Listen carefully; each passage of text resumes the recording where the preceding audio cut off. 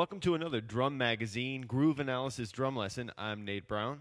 In this lesson, I'm going to be going over Chris Adler's part to Invictus from page 38 in the March 2012 issue of Drum Magazine. This selection is the intro to the song Invictus, and what I like to do with these lessons is not only just teach you how to play the intro and that's it, you know, just a selection of music. I'd like you to pull out techniques that you can use in your own drumming.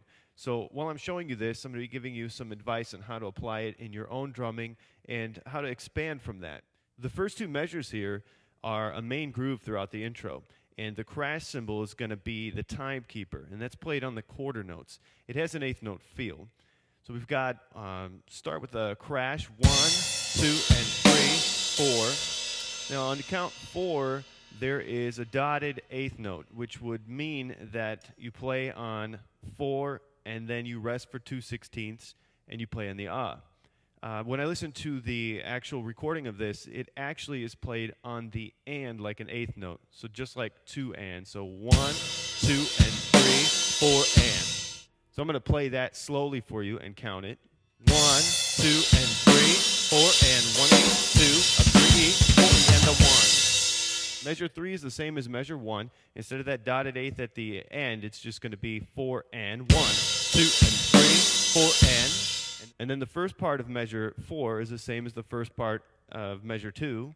1, 2, 3. Now on count 3, we've got 16th note triplets, which I count 3 a li and a la, 3 a li and a la, 3 a li and a la, and 4, 4.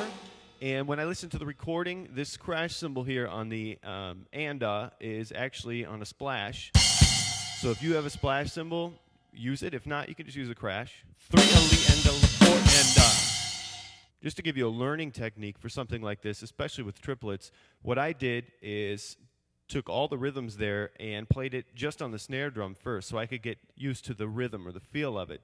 And if you do that, you've got 1 E, 2, a 3 and a 4 and 1 E, 2, a 3 a li and a la, 4 and So if you do that over and over, you get used to that rhythm, and then when you go to put it on the drum set, it's a little easier. All right, next line. First two measures are the same as the first two measures in the first line. Measures 3 and 4 are kind of fun to play. Starts out the same as the main groove, 1, 2, and 3. And now it has sort of a triplet feel. We've got 3 E and 4 E and 1 E and If you don't want to count it as 16th notes, because it can be a little confusing, in your head, in between each hit, you can go det, det. So you've got det, det, det, det, det, det, det, det, and then into count 2. On count 2, we've got 2, 3, and this is the triplet again, just like in measure 4 above. 3 a li and a la, and then 4 and Now this shows a crash on every hit, 4 and but when I listen to it, I hear the crash only on the first count. It really doesn't matter that much, but I'm going to keep it true to the recording. So 3 and then count 1 of the next measure, there's actually a cymbal choke. It's not written here, but you'll grab the cymbal, a choke.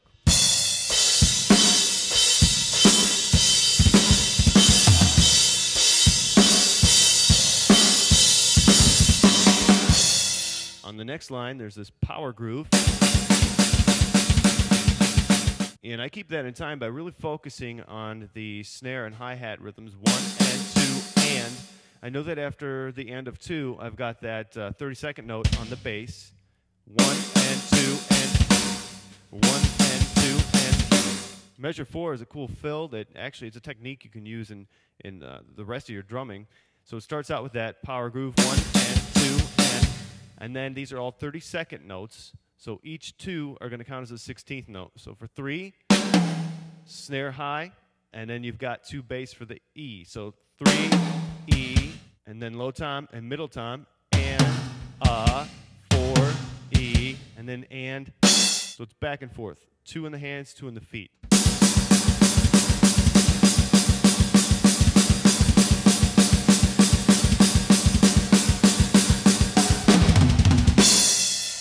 And there you have it. I hope you enjoyed this lesson. Take the techniques in this. Take a piece here and a piece there and apply it to your own drumming and expand on it. See what you can come up with. Be creative. Keep drumming.